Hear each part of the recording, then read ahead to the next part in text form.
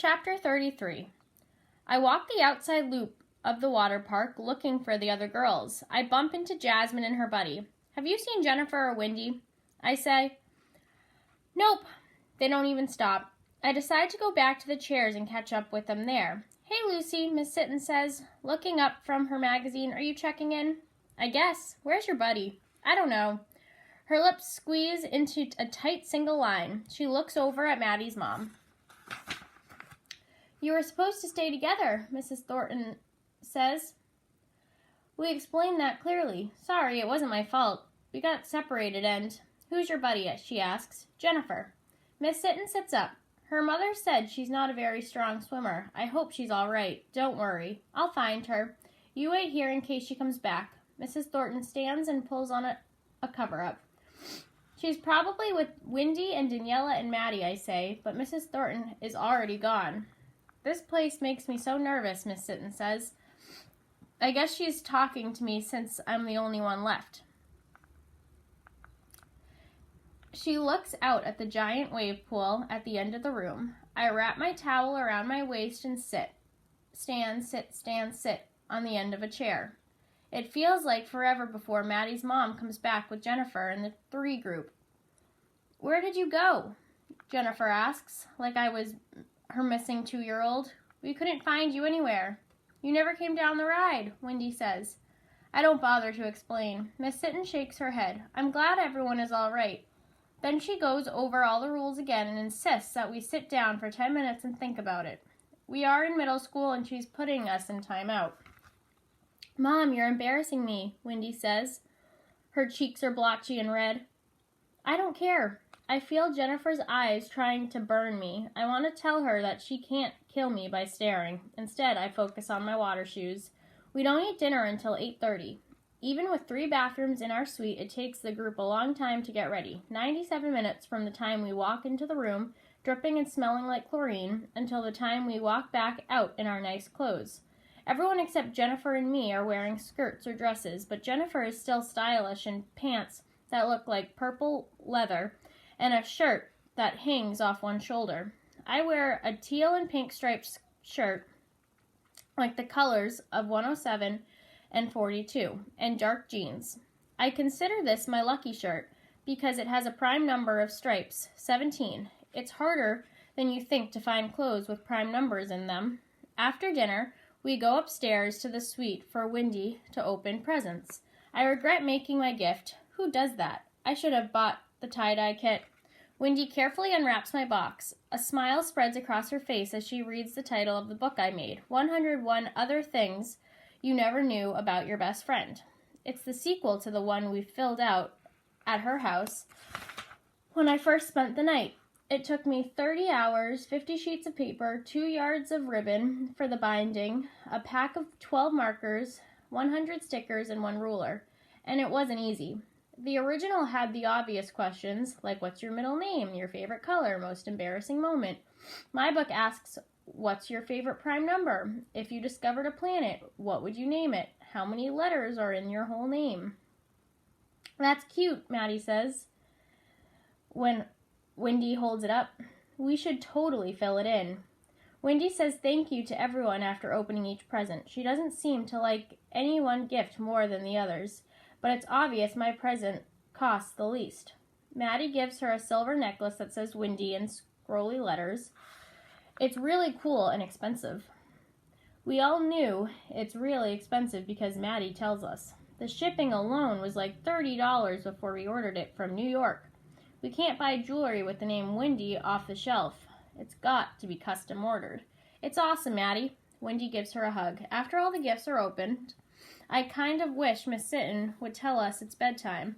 I also want her to say that there's been a change in plans and we need to leave first thing in the morning. She doesn't either.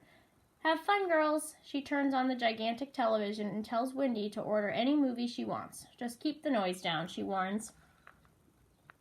And Maddie, Mrs. Thornton leans over her daughter, but talks loud enough for all of us to hear. Watch your diet. You have a gymnastics meet next weekend. You need to stay trim. I know, Mom. Maddie's cheeks redden. If Levi were here, I imagine he'd snap her picture at this moment. He could label the photo rage or embarrassment or disappointment.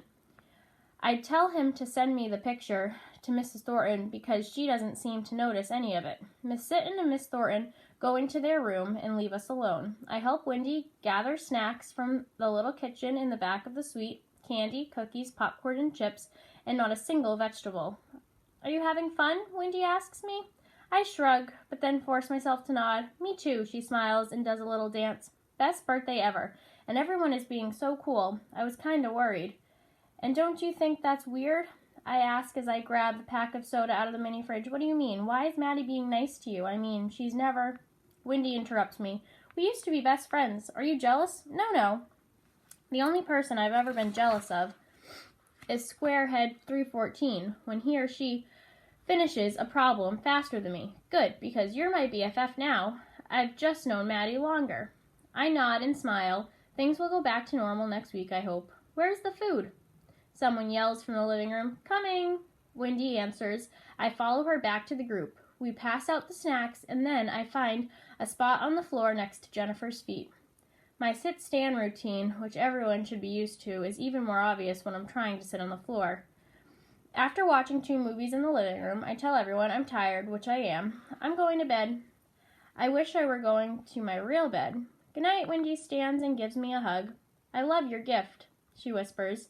I text Levi from my cot. Me, I didn't drown. Levi, having fun? Me, not really. Levi, it's almost over. Me, I'm stuck here another 14 hours. Levi, that's 50,400 seconds. Levi, I did that in my head. I laugh. I know he's using a calculator, but I appreciate his effort to make fun of me. Me, good night. Levi, later, freak. I fall asleep pretty quickly, I think. Does anyone ever really know the exact moment they fall asleep?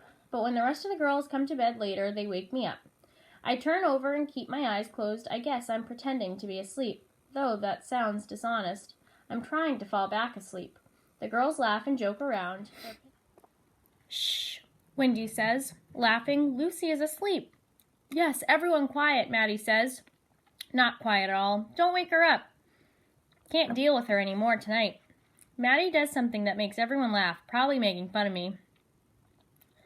Let's hide her stash of cleaning wipes, Maddie suggests. Don't be mean, Wendy says. Geez, I was kidding. I just don't get it. Maddie actually lowers her voice. Lucy is okay for a little while, but I don't know how you hang out with her all the time. I hold my breath, waiting for Wendy to say something. I want to close my ears like I can close my eyes.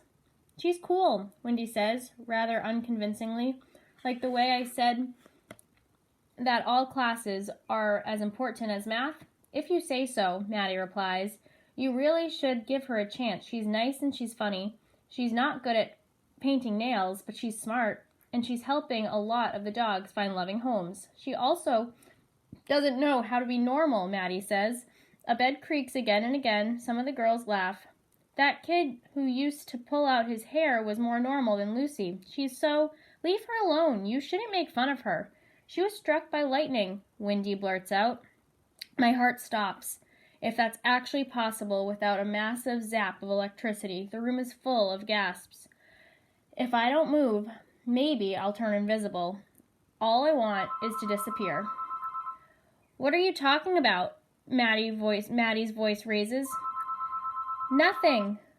Wendy, speak, Maddie orders. Shh, Wendy says. Lucy was struck by lightning in elementary school and turned her into a math genius. Oh my God, someone says. Shut up, I can't move. I'm too shocked. Shut up. She's smarter than Einstein. She's smarter than Mr. Stoker, Wendy continues. She can do any math problem. How many geniuses do you know? She should be in college or working for some government agency. She's way smarter than any of us or anyone we've ever met. I'd open my eyes if I thought I wouldn't cry. But what about the sitting and the cleaning, Jennifer asks. Is that because of lightning too? I guess, Wendy answers. Whatever. Good at math and a human lightning rod? That's what you call cool? Maddie asks. Maybe she's smart, but she's incredibly weird. She's going to end up living alone in a basement with a bunch of cats. Wendy, you used to have better taste in friends. Well, it's not like you even talked to me at school. You've been ignoring me all year. I can't tell whether Wendy's crying. Lucy is the only one who wants to hang out with me. Wendy, you're still one of my BFFs. We've known each other forever. We all love you. Yeah, Daniela agrees. Love you, Wendy, another adds. Middle school is different, Maddie continues. My mom says it's all about balance. I have to make time for my schoolwork and my family and gymnastics and all my friends. You haven't found much time for me, Wendy whispers. I will, I promise, Maddie says. I was thinking you should join my team for the Cougars Care Project. I already have a team, Wendy says. You don't belong on that team, Maddie says. You're not a weirdo. You don't need to hang out with the cleaning lady and that stalker kid with the camera. Once she starts talking about Levi, I can't take it anymore. I sit up, the room gets quiet, and everyone looks at me. Sorry, did we wake you? Maddie asks with a voice full of knives. Everyone laughs, everyone but Wendy. Lucy, are you okay? Wendy asks. She takes a seat on my cot. Leave me alone. I grab my pillow and walk out of the suite's living room. Lucy, Wendy calls. Wait, let her go, Maddie says. Don't let her ruin your birthday.